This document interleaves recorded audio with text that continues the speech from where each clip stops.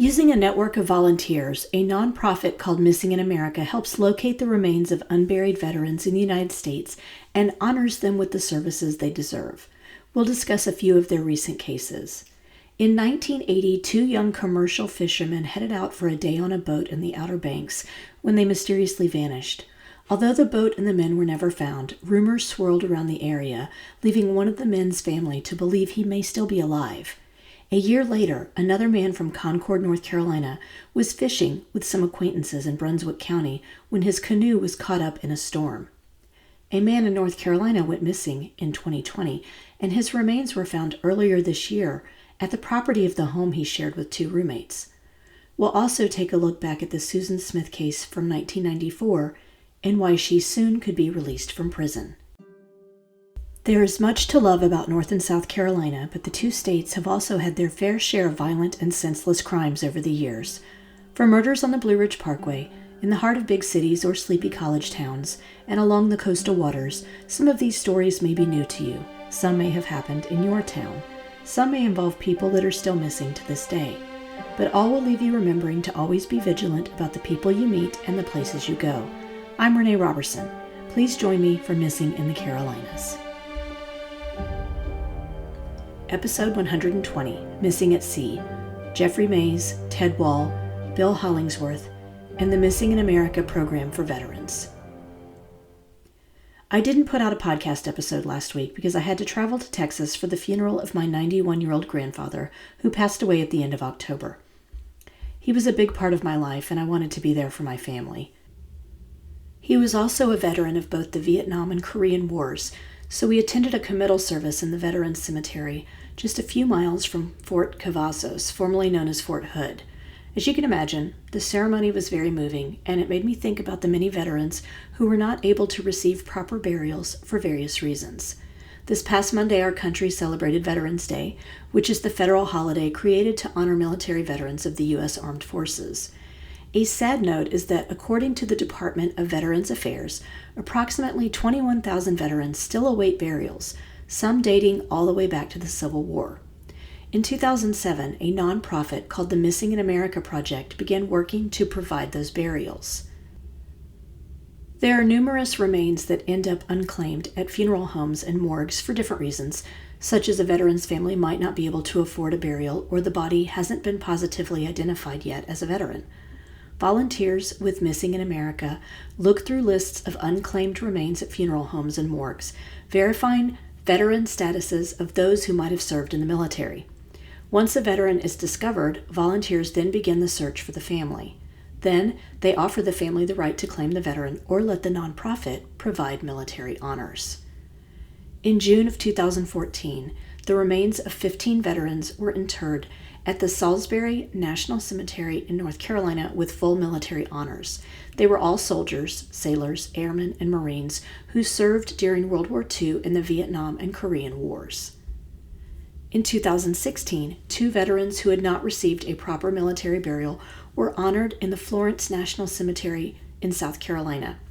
One veteran was from Horry County and the other was from Charleston. Earlier this month, the remains of 28 Civil War veterans found in a funeral home and cemetery in Seattle were laid to rest with honors. These remains were in the storage facility in copper and cardboard urns marked with the name of the soldiers. Missing in America took on the project using a team of volunteers to confirm war service through genealogical research. Volunteers uncovered some interesting stories tied to the soldiers' remains. Several fought in the battles, including Gettysburg, Stones River, and the Atlanta Campaign. Another man was held in a Confederate prison known as Andersonville, and yet another man survived a gunshot in the war due to his pocket watch, which he kept until his death. Some of the remains had been discovered after they died in battle or by Civil War reenactors searching old graveyards. Most of the veterans were buried in Washington's Tahoma National Cemetery. They received a traditional service offered to veterans of the Civil War with the historical 4th U.S. Infantry Regiment dressed in Union uniforms, firing musket volleys while the group sang the Battle Hymn of the Republic. Anyone interested in volunteering with the Missing in America Project can visit their website at miap.us.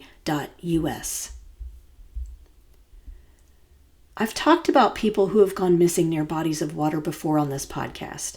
If you haven't checked out episode 55 of the podcast yet, I encourage you to do that. I discussed two young men who decided to take a last-minute trip to the South Carolina coast and disappeared, along with a boater who went missing from the Myrtle Beach area in 2023. Residents in Sherrills Ford were also surprised last year to discover a woman who had gone missing in 2008 beneath the surface of Lake Norman in her car. Today I want to talk about a couple of more missing persons cases along the North Carolina coast. On November 13, 1980, 21-year-old Harold Jeffrey Mays, who went by Jeffrey, boarded his boat, the Seahawks, with a friend, 21-year-old Ted Wall, off Cape Hatteras in North Carolina. Jeffrey had grown up in Pennsylvania, the son of a father who ran a successful photocopy business in the 1970s.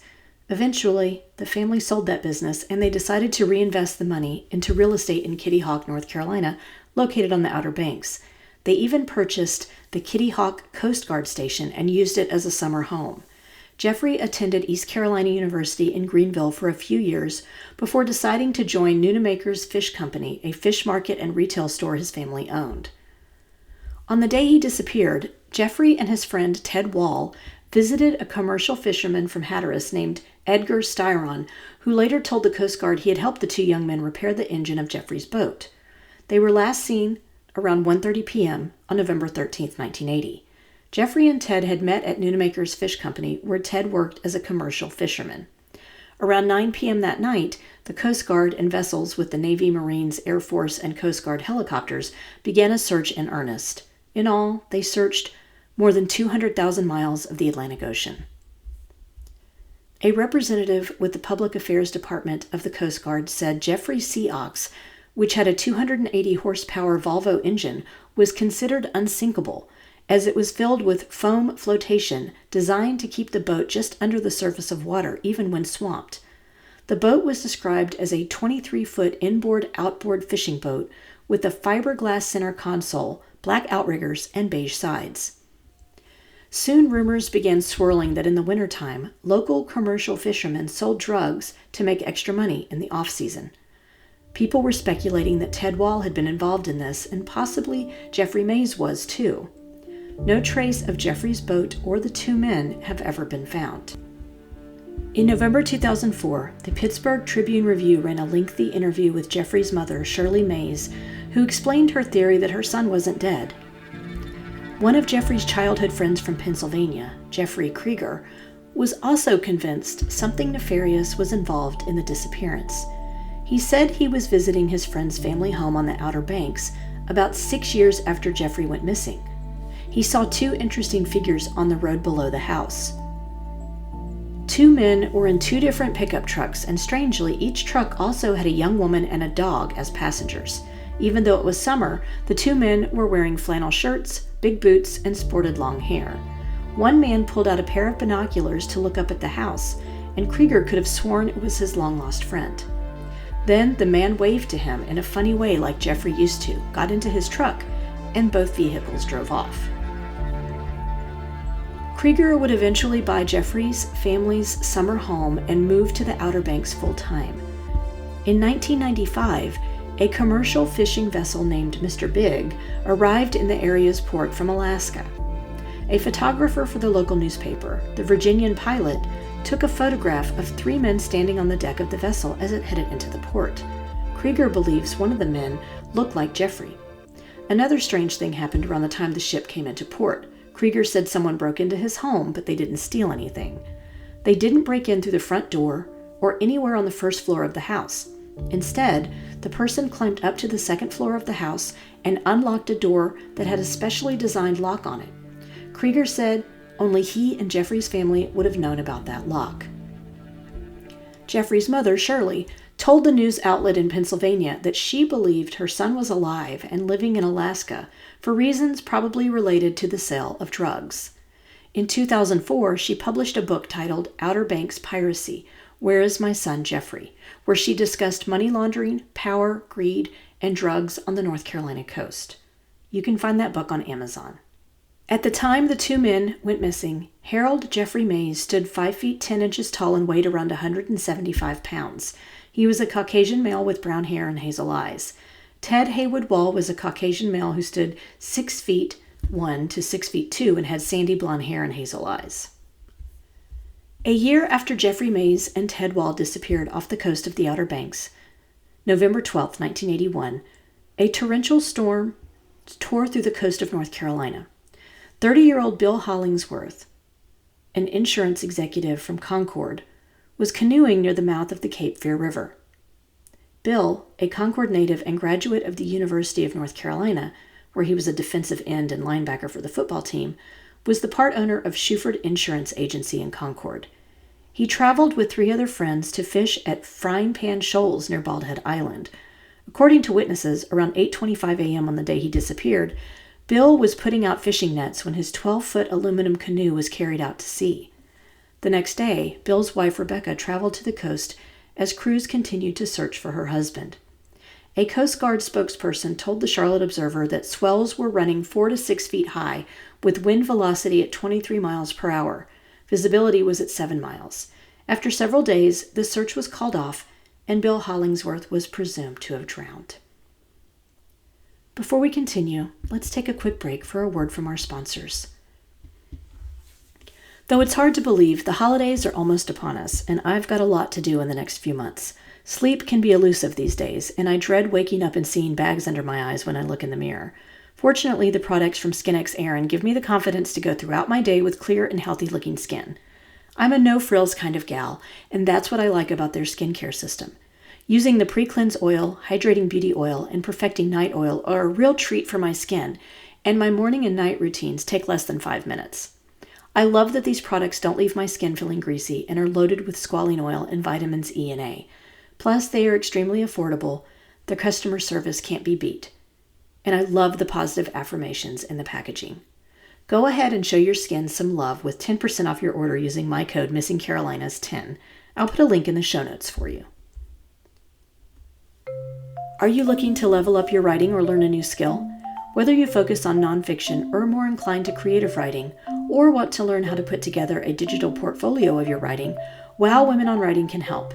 Interested in podcasting? Check out a digital course I created called You Can Start a Podcast. During this pre-recorded webinar, you will learn the benefits of creating your own podcast, materials you need to get started, how to develop content that will keep listeners coming back for more, and ways your podcast can create supplemental income. I'll share examples of different types of podcasts, how to decide on a format, ways to handle the technology necessary for creating a podcast, how to develop your first few episodes, promotion and monetization ideas, and ways you can repurpose your podcast content. All written materials and resources are provided by me. I'll also give you a handout with information discussed in the webinar, along with suggestions for a few different types of podcasts to explore. Best of all, this webinar only costs $30. You can find it by going to wow-womenonwriting.com and clicking on the Classroom tab. I'll also post a link in the show notes. And now, let's get back to the show. In late 2020, a 51-year-old man named Sammy Bruce Chip Davis was reported missing from a town outside of Gastonia, North Carolina. Local Charlotte area news reported in January of this year that authorities began digging on a property in Lowell, North Carolina, later revealing they had uncovered human remains. Those remains were later identified as those of Chip Davis. Police gave no clues as to why they decided to search the property at that time. The family that was residing in the home on South Church Street had only recently moved in and were not connected to the investigation. When Chip went missing, he was sharing the house on South Church Street with 2 other people, 53-year-old Robin Adair and 55-year-old Kenneth Johnson, Jr. Investigators traveled to Ocala, Florida, where they arrested Robin Adair and charged her with felony concealment of death and felony obstruction of justice. Kenneth Johnson had been charged with the same thing, and police arrested him on November 18, 2023, in Florida. He was homeless at the time, police said. In February of this year, he was due in court facing charges of obtaining property by false pretenses. At the time of this reporting, Chip Davis's body was being sent to the medical examiner's office for further investigation. Authorities did not know if he had died of natural causes or was murdered. Neighbors who spoke to the media said they never noticed anything suspicious going on at the house and were shocked when investigators in hazmat suits showed up to the property. I'll keep you updated on this story as it develops. Anyone with information on this case is asked to call Detective T.D. Pilkington at 704-866-3329 or Crime Stoppers at 704-861-8000. I want to talk about one more update from the Carolinas before we close out this episode. On October 25, 1994, South Carolina mother Susan Smith left her 2 young sons to drown in her car in John D. Long Lake and tried to blame a carjacker for their disappearance. In July of 1995, she was convicted for the crimes and sentenced to life in prison. I discussed her case at length in episode 31, Where Are the Children?, if you haven't checked that out. According to local news sources, Susan will be up for parole on November 20th, which is next week. Susan's ex-husband, David Smith, has said he will testify at the hearing, asking that the woman who murdered their children remain behind bars. He told the Fox Carolina News affiliate, "She took the greatest gift that we have of life. She took that away from them, and I want people to remember that. Maybe those who are old enough when that happened to remember how they felt when they learned that Michael and Alex were dead and that she had done it, and for them to maybe themselves write a letter to the parole board or something encouraging them to keep her behind bars." The news outlet also reported that the South Carolina Department of Probation, Parole, and Pardon Services has received more than 127 letters from the public through the agency's portal. While I don't know if these letters were advocating for her release or for her to remain in prison, I can only guess. Susan's time in prison has not been without controversy. A few months ago, on August 26, 2024, she was charged with communicating with a victim and/or witness after speaking with a documentary filmmaker while incarcerated. Susan agreed to provide the filmmaker with contact information for friends, family, and victims, including her ex-husband, according to the news station WYFF. The filmmaker had also deposited money into her account. She was convicted in an internal hearing in early October and lost her tablet, telephone, and canteen privileges for 90 days. This meeting broke the South Carolina Department of Corrections policy that inmates are not allowed to do interviews on the phone or in person. They may only correspond through letters. Susan was first booked into the Camille Griffin Graham Correctional Institution in Columbia after her trial, but 5 years later she confessed to administrators that she had slept with a 50-year-old guard on the prison grounds 4 different times. The guard pled guilty to the charges and spent 3 months in prison. A year later, another prison captain also admitted to sleeping with the inmate and was sentenced to 5 years probation. Susan has stated that sex with the 2 guards was not consensual. After that, she was moved to the Leith Correctional Institution in Greenwood County in September of 2000. She's been moved around to several different correctional facilities in recent years for various undisclosed medical treatments. She's also been found guilty of drug possession offenses, mostly marijuana and inhalants, and was placed in restrictive housing for a time for self-harm. She received 3 different certificates while incarcerated: Work Keys Silver, Horticulture with on-the-job training, and Custodial Work with on-the-job training. This brings us to the conclusion of this episode of Missing in the Carolinas. If you enjoyed this episode, please do me a favor and give it a 5-star rating wherever you listen to your podcasts. If you'd also like to support the show in a small way, you can buy me a coffee over at buymeacoffee.com, Renee Robertson. I currently don't receive any compensation for this podcast, so every little bit helps me continue producing new content. We're also on Instagram, Facebook, and YouTube, so please like our pages and get started on a discussion of the missing people profiled on the show. Do you know of a missing persons case in North or South Carolina that you think should be covered? Email me at missinginthecarolinas@gmail.com with any details you can share. And don't forget to check out our sponsor, Wow Women on Writing, and the great programs and writing contests they have there at wow-womenonwriting.com. Cover art for this podcast was designed by Macintosh Multimedia. All episodes are researched and written by me, Renee Robertson, with sound editing provided by Daniel Robertson. Thanks so much for listening.